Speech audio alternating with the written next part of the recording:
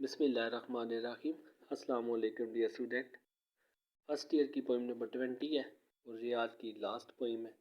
और इस last poem से पहले अल्हम्दुलिल्लाह मैंने आपको बाकी सारी पोइम्स भी स्टेप बाय स्टेप उनकी ट्रांसलेशन, उनके डिवाइसेस और इसके अलावा पैराफ्रेज है, उसकी जो समरी है, उसका जो कॉन्टेक्स्ट है, उसका जो सेंट्रल मैसेज है, उसकी इम्पोर्टेंस है, ये सारी चीज़ें आपको step by step her poem की बताता रहता हूँ। तो इस पोइम में भी आपको कोशिश करूँगा कि जितनी आसान अल्फाज में हो सकता है आपको ये पोइम समझाऊँगा।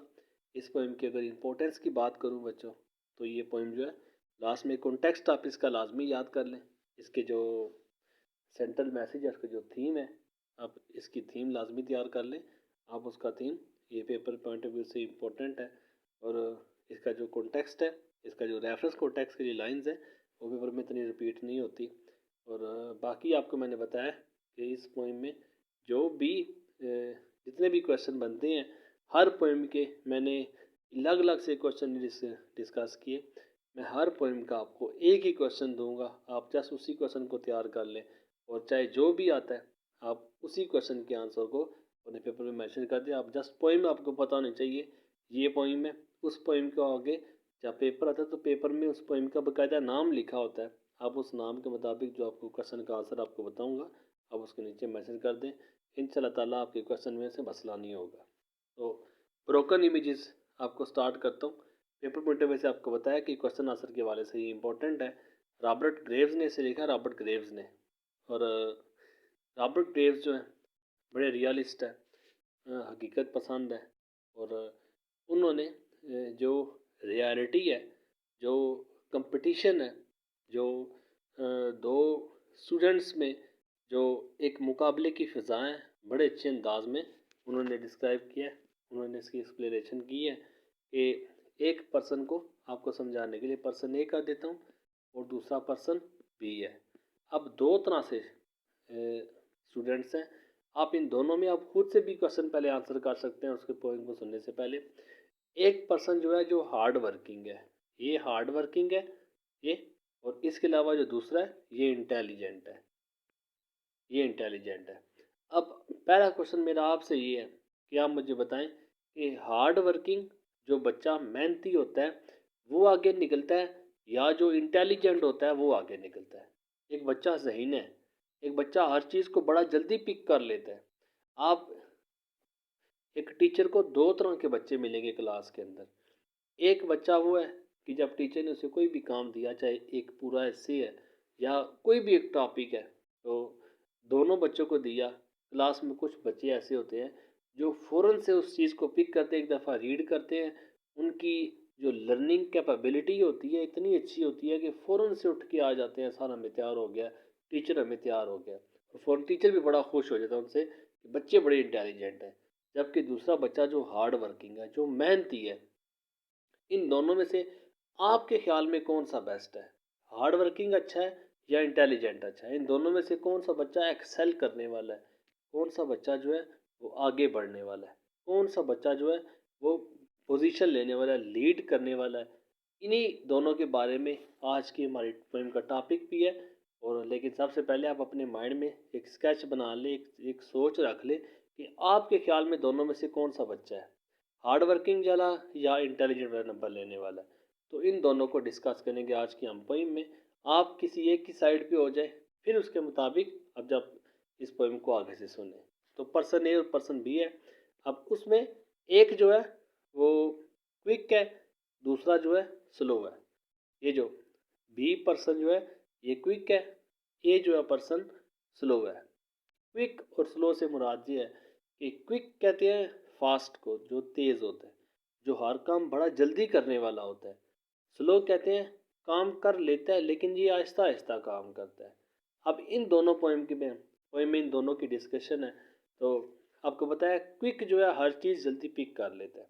अब जब जल्दी पिक कर लेता है तो उसके अंदर फला ये है, उसके अंदर लैकनेस जो कमी है वो ये है कि अपनी इस कैपेबिलिटी, अपनी इस एबिलिटी कि मैं सब कुछ मुझे आता है, मुझे सब कुछ मैं जल्दी पिक कर लेता हूँ, अपनी इस कैपेबिलिटी की बिना पे वो मार खाता है। क्या मार खाता है कि उसमें ओवर कॉन्फिडेंस आ जाता है। अब उसे पता होता है कि मैं हर चीज़ जल्दी पिक कर लूँगा, इसलिए वो फोकस कम करता है। ये मिसाल उसकी वो जो आपने कछुए और खरगोश की कहानी पढ़ी है। एक खरगोश के अंदर एबिलिटी है कि वो रेस जीत सकता है, कछुए के अंदर भी है, लेकिन कछुआ आहिस्ता आहिस्ता चलता है, खरगोश तेज चलता है। अब जब तेज चलता है अक्सर किसी न किसी जगह पे गलती कर जाता है, जबकि जो आहिस्ता चलने वाला मतवातर चलने वाला होता है वो गलती नहीं करता, वो हर चीज़ को समझता है। और जो कंसिस्टेंसी होती है, जो स्टेडीनेस होती है, जो मतवातरपन होता है एक लाइफ के अंदर, एक चीज़ के अंदर, वो आपको कामयाबी की तरफ ही लेके जाता है। पर्सन ए जो है ये स्लो है, हर चीज़ को आहिस्ता आहिस्ता पिक करता है, लेकिन सब कुछ बड़े ध्यान के साथ हर चीज़ को अपने कंसेप्ट्स को क्लियर करके चलेगा। वो आहिस्ता काम करेगा, वो हर चीज़ को बड़ा डीपली, बड़ा डेप्थ से देखेगा। और जब पूरी चीज़ जब तक समझ नहीं आती वो आगे नहीं चलता। लेकिन पर्सन बी को समझ तो वो आ जाती है, सब कुछ समझ आ जाती है, लेकिन वो दोबारा उस चीज़ को रिवाइज नहीं करता, क्योंकि मुझे पता होता है कि मुझे सब कुछ आता है। अपनी इस कमी की बिना पे वो अक्सर मार खा जाता है। इन्हीं दोनों को आज हम पोइम के अंदर डिस्कस करते हैं। तो रॉबर्ट ग्रेव्स अपने आप को जो है वो क्या अपने आप को पर्सन ए के साथ कंपेयर करता है, आई के साथ लिखता है अपने आप को। तो कहता है ही इज़ क्विक। ही मतलब जो बी है, और आई मतलब जो ए है। आई मतलब जो रॉबर्ट ग्रेव है, ये अपने आप को ए जो स्लो है उसके साथ कंपेयर करते हैं। तो कहता है ही इज़ क्विक, वो बड़ा तेज़ है, बड़ा शातिर है, बड़ा इंटेलिजेंट है, थिंकिंग सोचता है, इन क्लियर इमेजेस, हर चीज़ मुझे क्लियर है, हर इमेज, हर अंडरस्टैंडिंग मुझे पता है, सब कुछ मुझे आता है, क्लियर, सब कुछ क्लियर है जी। आई एम स्लो, मैं स्लो हूँ, थिंकिंग इन ब्रोकन इमेजेस, मैं टूटे फूटे तस्वरात है मेरे, टूटे फूटे ख्यालात है मेरे, टूटी फूटी जो मेरी अंडरस्टैंडिंग है। नहीं, मुझे इतना अच्छा नहीं आता, थोड़ा बहुत है, कंसेप्ट मेरे थोड़े से हैं, मैं कोशिश करूँगा एक दफ़ा फिर उसे रिवाइज़ करूँगा, और जो कंसेप्ट मुझे नहीं है क्लियर वो मैं क्लियर करूँगा। ये ब्रोकन होते हैं। अब क्लियर मतलब मुझे सब कुछ आता है, ब्रोकर मतलब नहीं नहीं मैं थोड़ा सा देखूंगा। सर क्या हम टेस्ट ले लें, क्या हम, टीचर आके बच्चों से पूछता है कि बच्चों क्या टेस्ट ले ले, तो कुछ बच्चे कहते सर जी ले ले तैयार है, जबकि कुछ बच्चे कहते सर जी 1-2 मिनट दे दें आप रिवाइज करने के लिए, बस हमने इसको ओवरव्यू करना है। अब इन दोनों में फ़र्क है, तैयार वाले हर वक्त तेज़ तेज़ है, जो टाइम लेते हैं वो कहते जी एक दफ़ा अपने कंसेप्ट से मज़ीद पढ़ लेते हैं, ही बिकम्स डल, वो बड़ा डल हो जाता है, अपनी इस एबिलिटी की वजह से वो कमज़ोर होता जाता है। Trusting two is clear images, क्योंकि उसे अपने हर चीज़ क्लियर है, उस पर बड़ा ट्रस्ट होता है। आई बिकम शार्प, मैं अपनी इस हैबिट पे मुझे ट्रस्ट नहीं है अपने आप पे, मुझे रीडिंग करनी चाहिए, मैं एक दफ़ा देखना चाहिए। मिस ट्रस्टिंग माई ब्रोकन इमेजेस, मुझे अपने इमेजेस जो कि ब्रोकन होते हैं, टूटे फूटे होते हैं, उन पर मुझे ट्रस्ट नहीं होता, उन पर मुझे एतबार नहीं होता, नहीं मुझे देखने की ज़रूरत है। ट्रस्टिंग इन इमेजेस, हिज इमेजेस, उसको अपने तस्वुरात पे ट्रस्ट होता है, अपने माइंड पे ट्रस्ट होता है। ही एज्यूम्स दियर रेलिवेंस। अच्छा आप देखें, अब टीचर ने रेलिवेंस कहते हैं रिलेट करने को, मुताबिकत को, मिलाने को। अब टीचर ने एक क्वेश्चन दिया है, ठीक है, इस क्वेश्चन का आंसर टीचर ने लिख के दिया है। हो सकता है टीचर से गलती हो गई हो सकता है टीचर का माइंड किसी और तरफ डाइवर्ट हो गया हो, क्वेश्चन उसने कुछ और लिखा है, नीचे आंसर उसने कुछ और लिख दिया है, गलती से हो गया है।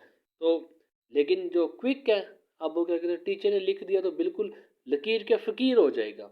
ही एज्यूम्स, एज्यूम मीन थिंग्स, वो सोचता है दियर रेलिवेंस। तो ट्रस्टिंग हिज इमेजेस, उसे अपने इमेजेस के तस्वरात क्लियर होते हैं, हर चीज़ वो समझता है कि मुझे क्लियर है। तो जो कुछ भी रेलिवेंस होती है, उस क्वेश्चन का जो आंसर होता है, उसकी जो रिलेशन होती है, उसको जो मिलाने वाला होता है, एज्यूम्स, वो उसको फ़र्ज़ कर लेता है जैसा है बिल्कुल वैसा ही ठीक है। टीचर ने लिखा है तो गलती नहीं हो सकती। मिस ट्रस्टिंग माई इमेजेस, क्योंकि मुझे अपने इमेजेस, अपने तस्वुरात, अपने ख्यालात में ट्रस्ट नहीं होता, आई क्वेश्चन दियर रेलिवेंस। तब मैं उस सवाल के जवाब देता हूँ, मैं क्वेश्चन करता हूँ ये रेलिवेंस है, ये रिलेट करता है, ये सेम टू सेम है, लगता है थोड़ी सी गड़बड़ है, क्वेश्चन उसमें कुछ और है, आंसर में कुछ और नज़र आ रहा है। मैं क्वेश्चन करूँगा, जो रॉबर्ट ग्रेव्स है, जो स्लो थिंकिंग वाला है, ये क्वेश्चन करेगा। जो क्विक है उसको बोलेगा कि यार ये थोड़ा सा मुझे लगता है इसमें थोड़ा सा मसला है, वो बोलेगा नहीं नहीं नहीं टीचर ने लिखा ठीक है बिल्कुल।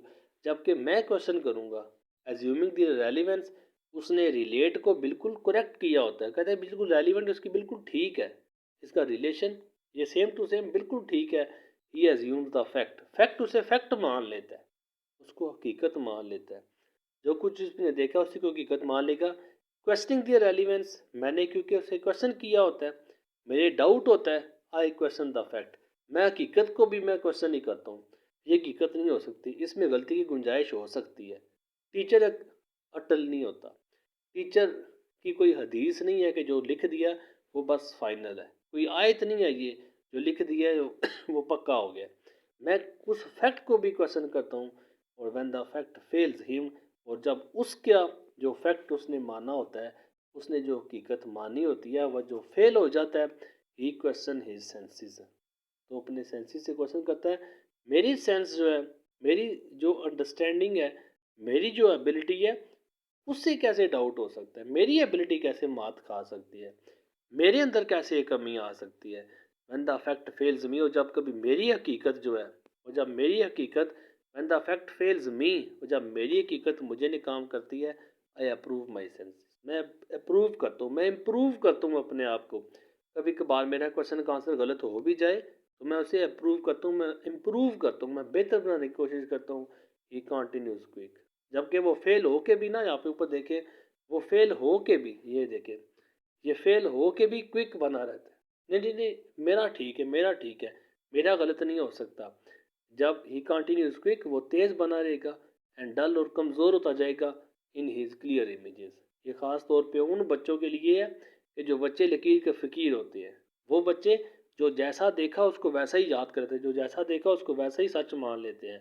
ये नहीं देखते कि कंसेप्ट क्लियर नहीं करते, पता नहीं है क्या लिखा है, ठीक लिखा है या नहीं ठीक लिखा, लेकिन लिखा है तो ठीक लिखा है, क्योंकि की बुक में गलती नहीं हो सकती, क्योंकि टीचर ने लिखा, टीचर गलती नहीं कर सकता।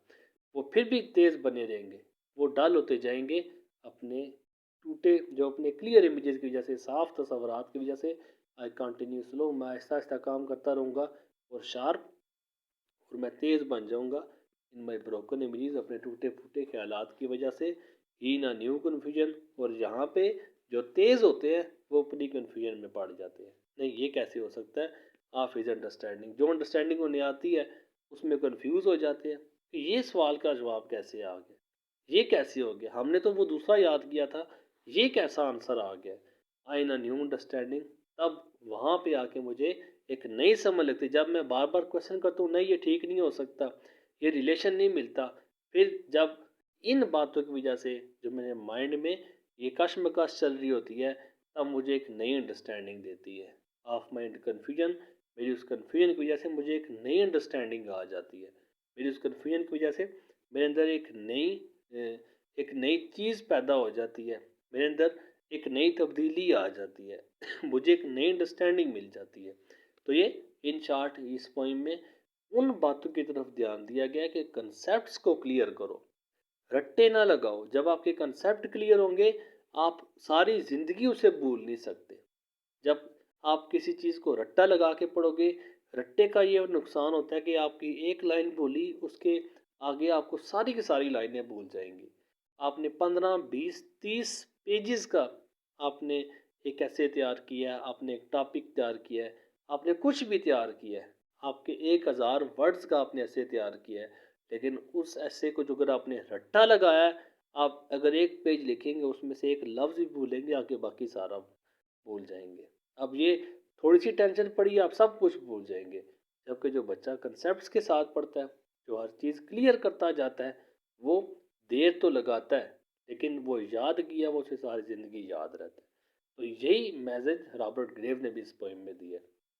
इस पोइम के लास्ट में जो इसका एक ही डिवाइस रिपीट होती है, इमेजेस की रिपीटिशन, इमेजेस को मुख्तलिफ जगह पे रिपीट करता है। इमेजेस इमेजेस शुरू में भी उसने इमेजेस को रिपीट किया है, तो उसमें कुछ वर्ड्स हैं जो बार बार रिपीट करता है, आप उन वर्ड को निकाल देंगे कि ये रिपीटिशन के एग्जाम्पल में आते हैं। इसके अलावा हर पोएम की आपको बता चुका हूँ, आपको एक एक क्वेश्चन मैंने शेयर किया है, उसका आपने एक ही आंसर तैयार करना है, आप उसी आंसर को आप अपने पेपर में मेंशन कर देंगे। इसके अलावा अगर आपको क्वेश्चन हो, अगर आपके बात को माइंड में हो, आप ज़रूर पूछें, मुझे ज़रूर बताना कि अगर कोई पोइम आपको मुश्किल लगती है तो मैं इंशाल्लाह ताला कोशिश करूँगा उसे दोबारा से आपको समझाने की, इसके अलावा अगर आपको किसी भी चीज़ में इंग्लिश में प्रॉब्लम है, आप ज़रूर डिस्कस करें। जहाँ तक हो सकेगा इंशाल्लाह आपकी मदद करूँगा। जज़ाकल्लाह। अल्लाह हाफ़िज़। अस्सलामु अलैकुम।